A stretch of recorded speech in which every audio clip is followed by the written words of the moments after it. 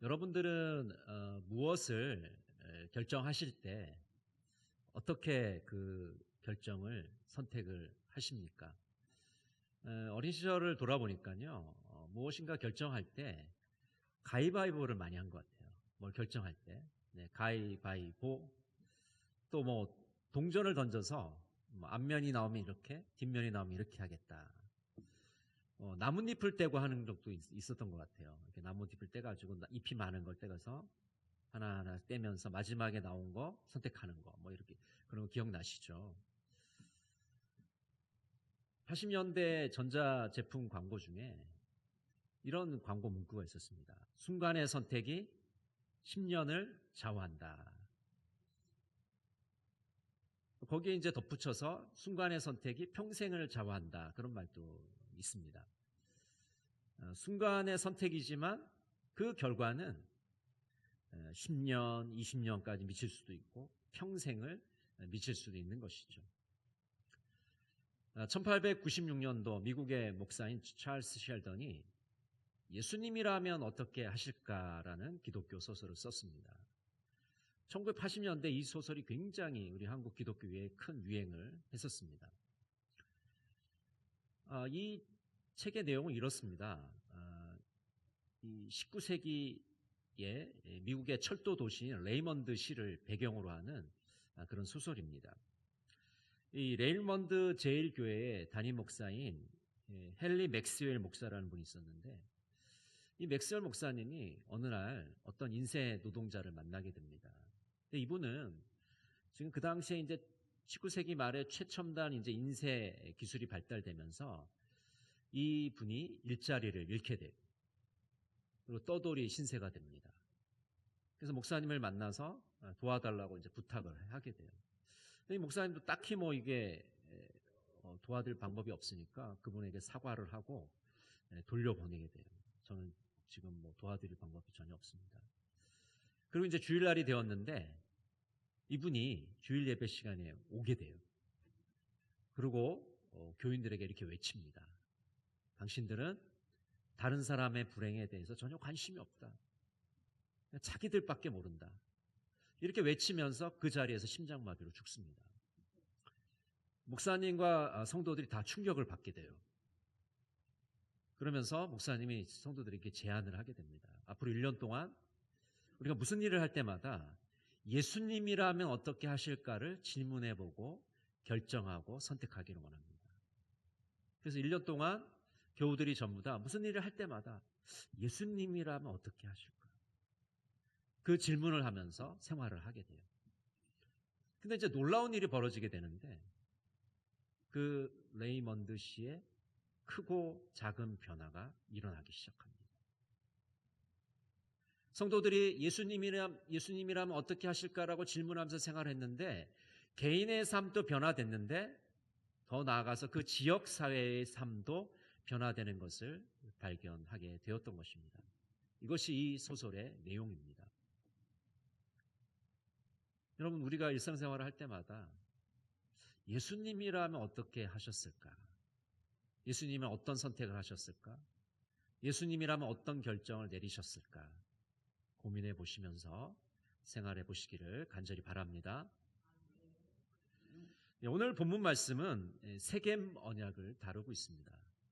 여호수아가 백성들을 모아놓고 그 앞에서 이 세겜 언약을 갱신하는 작업을 하고 있는 것이죠. 백성과 지도자들에게 하나님께 충성할 것을 다짐시키고 이 계약을 갱신하고 있습니다. 오늘 본문에서 다음과 같은 질문을 합니다. 누구를 섬길 것인가? 누가 우리를 다스리게 할 것인가? 이 질문에 대해서 두 가지 종류의 대답이 있을 것입니다. 하나님만 섬기겠습니다 라는 대답과요, 우상을 섬기겠습니다 라는 대답이 있을 거예요. 여호수아는 이스라엘 백성들이 그동안 섬겨왔던 우상들에 대해서 언급합니다. 먼저 아브라함에 대해서 이야기하는데, 아브라함은 갈대아 우르에서 그리고 하란에서 하나님의 음성을 듣기 전에 우상을 섬겼던 사람이죠. 그의 아버지 데라는 전설에 의하면 우상을 만드는 장인이었다고 합니다. 이집트로 내려간 이스라엘 백성들 어떻습니까? 이집트에서 하나님을 잊어버리고 이집트의 신들을 섬긴 적도 있습니다. 또 가나안 땅에 들어와서 이스라엘 백성들 어떻게 했습니까? 하나님을 섬긴다고 하지만 바알을 섬기고 가나안의 신들을 섬겼습니다. 그것에 대해서 여호수아가 지적을 하고 있습니다. 여호수아는 오늘 섬길 자를 선택하라고 촉구합니다. 그러면서 자신은 하나님만 섬기겠다고 선포하고 있는 것이죠. 지도자로서 지도자 모습을 여호수아가 보여주고 있습니다. 여러분, 지도자의 모습은 어떠해야 될까요? 백성들이 지금 누구를 섬길지 갈팡질팡하고 있기 때문에 거기에 대해서 명확하게 방향을 제시해주고 중심을 잡아주고 있는 것이죠. 그것이 지도자의 모습 아니겠습니까? 우리들도 예수를 믿으면서 우리 자신의 정체성을 그리스도인이라는 것을 드러내야 됩니다. 오늘 여호수아가 자신이 하나님만을 섬기겠다고 선언한 것처럼 우리들도 예수님을 믿는 사람이다라는 것을 드러내야 됩니다. 우리의 말로써 예수님의 사람이라는 걸 드러내야 되고 우리의 행동과 삶을 통해서 우리의 정체성을 드러내야 됩니다. 여러분, 내가 평생 예수 믿었는데 주위 사람들이 너 교회 다녔어? 너 예수 믿었어? 만약 그렇게 질문한다면 이거 굉장히 슬픈 일 아니겠습니까? 내가 예수 믿는 사람이라는 것을 드러내고 우리의 삶 속에서 빛과 소금의 역할을 잘 감당해 나가야 되는 것이죠. 여러분, 우리는 선택의 기로에서 어떻게 선택하고 결정을 내려야 할까요? 우리가 선택을 잘 하려면 분별력과 판단력이 필요합니다.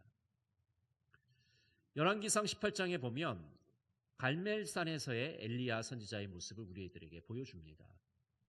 갈멜산에서 엘리야 선지자는 바알과 아세라 선지자 850명과 대결을 하고 있습니다. 여러분, 한번 이 장면을 생각해 보세요. 850명과 1명, 850대 1의 대결을 하고 있습니다.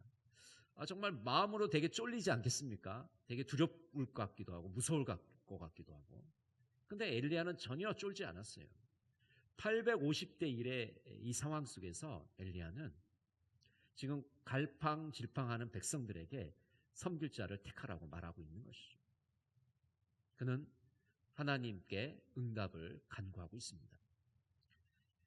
우리 왕상 18장 37절 38절 말씀 우리 같이 한번 읽어볼까요? 여호와여, 내게 응답하옵소서. 내게 응답하옵소서. 이 백성에게 주 여호와는 하나님이신 것과 주는 그들의 마음을 되돌이키심을 알게 하옵소서 하며, 이에 여호와의 불이 내려서 번제물과 나무와 돌과 흙을 태우고 또 도랑에 물을 핥은지라. 지금 제물만 쌓아놓고 옆에다 물을 뿌려놓고 하늘로부터 불이 내리기를 간구했을 때 하나님께서 불로 응답해 주십니다. 그래서 엘리야가 준비한 그 모든 번제물을 다 태우고 물까지 다 마르게 하시는 역사가 나타난 것입니다. 엘리야가 하나님께 간절하게 하나님의 임재를 구했을 때 하나님께서 불로서 응답하시고 하나님의 임재를 보여주십니다. 여러분, 우리가 무엇인가 중요한 일을 결정하고 선택할 때는 하나님의 임재 가운데서 선택을 해야 됩니다. 내 생각과 내 지식으로 결정해서는 안 됩니다. 우리가 예수를 안 믿는 사람이라면 내 마음대로 하면 됩니다. 그러나 우리가 예수 믿는 사람이라면 하나님의 임재를 구하고 하나님의 임재 가운데 중요한 선택을 해야 하는 것이죠. 어려운 문제일수록 하나님을 의지해야 합니다. 성령께서 올바른 분별을 하도록 도와주시기 때문에 성령의 음성에 민감하게 반응하고 성령의 음성에 귀를 기울여야 하는 것입니다. 그리스도인은 중대한 선택을 앞두고 분별을 해야 됩니다. 이것을 우리는 영적인 분별이라고 말합니다. 위대한 청교도 신학자 조나단 에드워드는 이 영적 분별을 위해서 하나님의 임재를 강조합니다. 우리가 거룩하신 하나님 앞에서 그 임재 안에서 선택과 결정을 해야 된다고 말하고 있습니다. 우리는 하나님의 임재 가운데 중요한 선택을 해야 합니다. 그래서 조나단 에드워드는 이 마음의 중요성, 정서의 중요성을 강조하고 있습니다. 조나단 에드워드는 이 마음이라는 것, 정서라는 것을 이렇게 해석했어요. 우리의 이성과 우리의 감정이 결합된 것이 바로 마음이다. 그것이 정서이다라고 이야기하고 있습니다.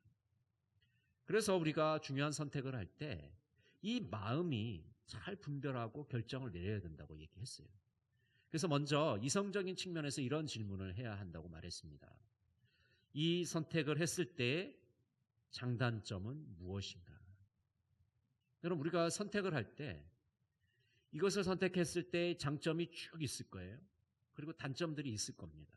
그래서 장점과 단점을 우리가 비교해 보면 이 선택이 훨씬 쉬워질 것입니다. 여러분, 우리가 선택을 해야 될 때 장점을 선택해야 됩니까? 단점이 많은 걸 선택해야 됩니까? 장점이 많은 걸 선택해야 되겠죠. 장점이 많은 걸 선택해야 올바른 선택을 할 가능성이 높아지는 것이죠. 이 선택에 대해서 긍정적으로 끌리는지를 물어봐야 됩니다. 내가 이 선택을 했을 때 긍정적으로 내가 끌리고 있는가? 아, 이 선택을 하면 내가 잘 될 것 같아. 이 선택을 하면 내가 결과가 좋을 것 같아. 그런 긍정적인 끌림이 있을 때 우리가 선택을 하는 것이죠. 또 감정적인 측면에서는 내가 이 선택을 했을 때 나에게 기쁨과 즐거움이 올지를 생각해 봐야 됩니다.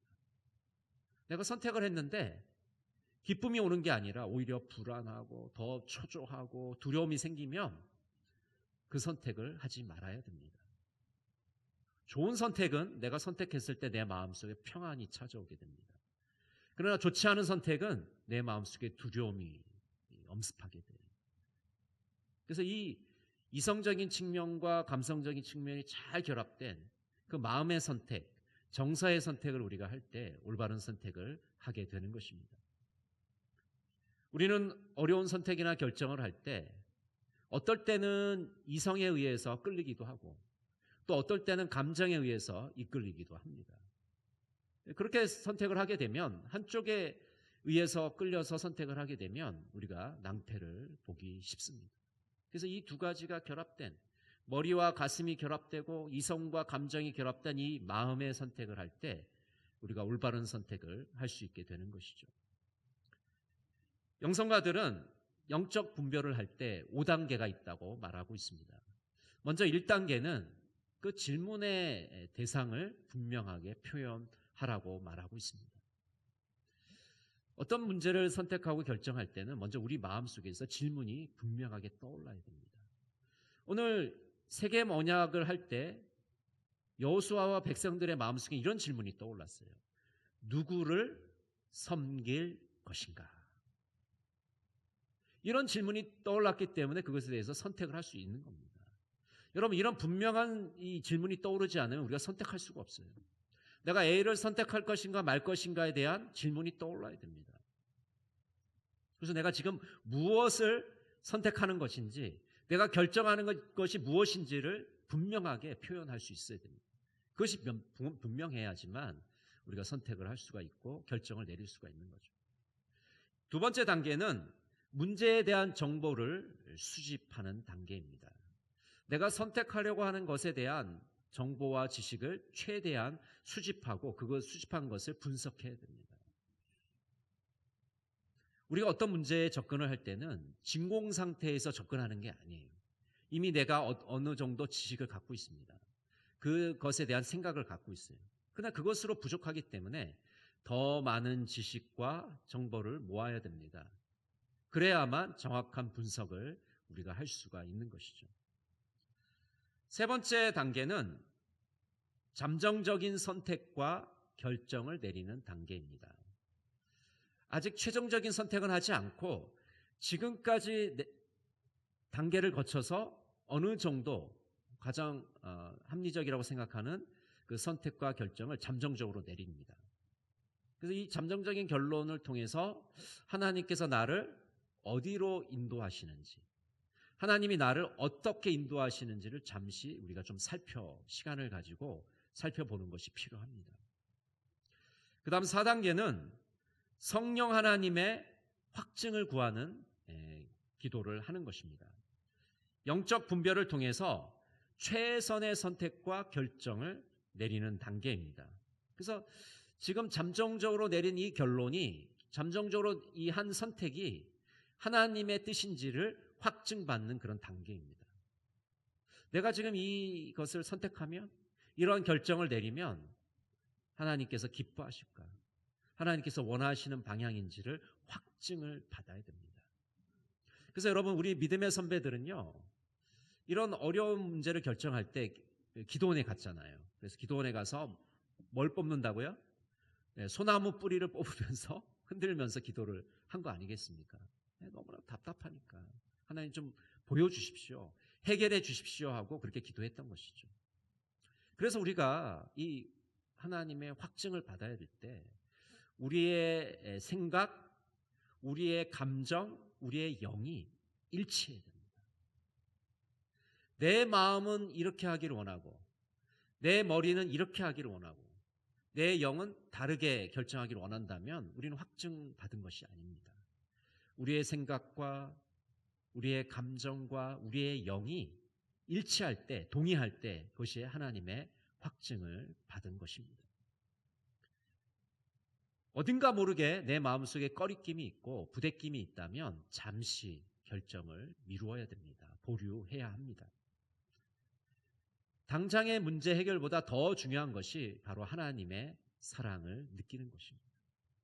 내가 이런 결정을 했을 때 하나님을 더 사랑할 수 있을까? 내가 이런 선택을 했을 때 내가 하나님을 더 뜨겁게 사랑할 수 있을까를 더 중요하게 우리가 생각해 보아야 하는 것이죠. 그래서 우리 그리스도인들은 최종적인 결정을 하기 전에 다른 믿음의 선배들의 조언을 구하고 기도하는 분들의 기도를 우리가 구하는 것을 하게 되는 것이죠. 그래서 앞서 동일한 길을 걸어갔던 믿음의 선배들에게 좋은 조언들을 구합니다. 그리고 기도를 깊이 하시는 분들에게 기도의 부탁을 하는 거죠.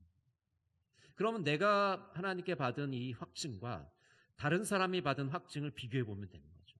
이 두 가지 확증이 일치하게 되면 이제 우리가 그 결정을 내리고 선택을 하면 되는 것입니다.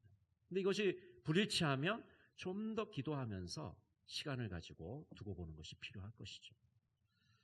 5단계는 전 과정을 성찰하고 평가하는 단계입니다.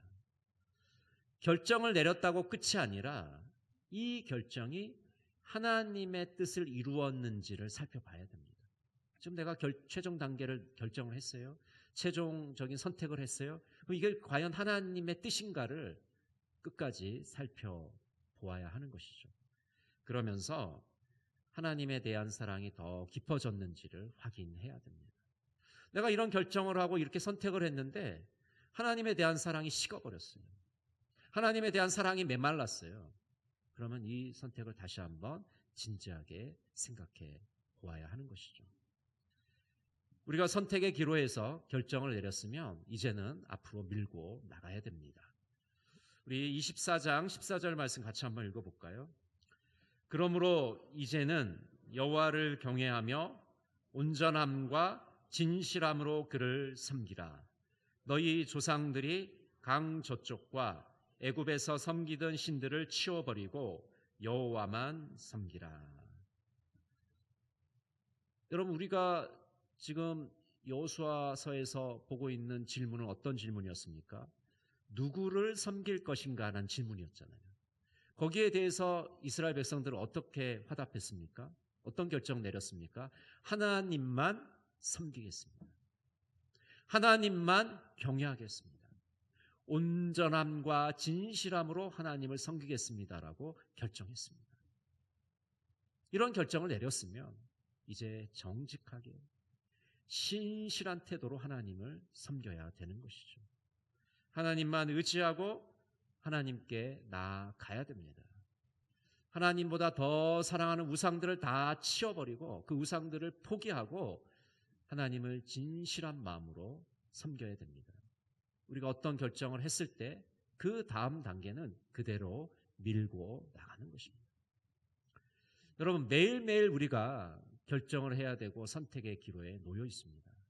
구체적으로 우리는 어떤 기도를 통해서 이 선택과 결정을 해야 될까요? 우리는 분별의 기도를 통해서 매일매일 우리 앞에 놓인 이 선택들을 해 나가야 됩니다. 먼저 천천히 기도에 젖어드는 것이 필요합니다. 지금 우리 기도하기 전에 우리의 마음이 너무 분주해요.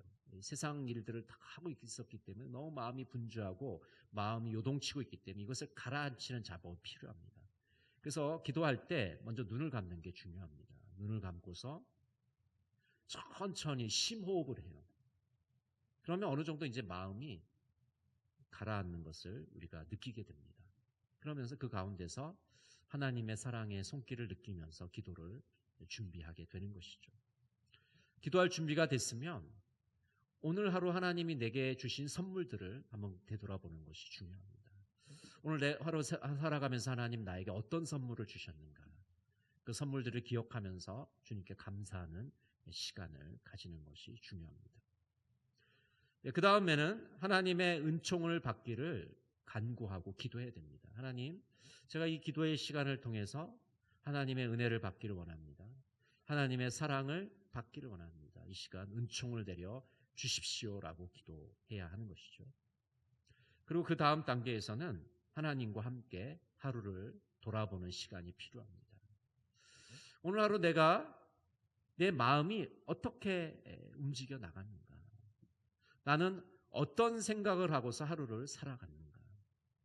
오늘 내가 수많은 선택을 했는데 그 선택이 하나님에 속한 것인가, 하나님께 속하지 않은 것인가? 그냥 내 마음대로 그냥 선택한 건가? 오늘 하루의 나의 삶을 보시면서 하나님은 나에게 뭐라고 말씀하시는가? 하나님과 함께 오늘 내가 보낸 하루를 살펴보는 것이 필요합니다. 그리고 혹시 실수하고 잘못한 것들이 있다면 하나님께 용서를 빌어야 됩니다. 하나님, 오늘 제가 이런 선택을 했는데 이게 하나님의 뜻에 맞지 않는 선택이었습니다. 오늘 이러한 결정을 했는데 하나님의 뜻에 반하는 결정을 했습니다. 용서해 주십시오. 잘못했습니다. 그렇게 하나님께 용서를 비는 것이죠. 그리고 다음 날을 내다보면서 하나님과 다음 날 계획을 짜는 것입니다. 하나님, 제가 내일 이러이러한 일들을 하려고 합니다. 하나님, 이런 삶을 원하십니까? 하나님과 다음 날 계획을 짜가는 것이죠. 그래서 하나님이 원하시는 방향대로, 하나님이 뜻하시는 방향대로 내일의 삶을 계획하며 잠자리에 드는 것이 좋습니다. 자, 이렇게 하루를 정리하는 그런 기도를 드린 다음에 천천히 눈을 뜨고 하나님을 찬양하면서 그 분별의 기도를 마치시면 됩니다.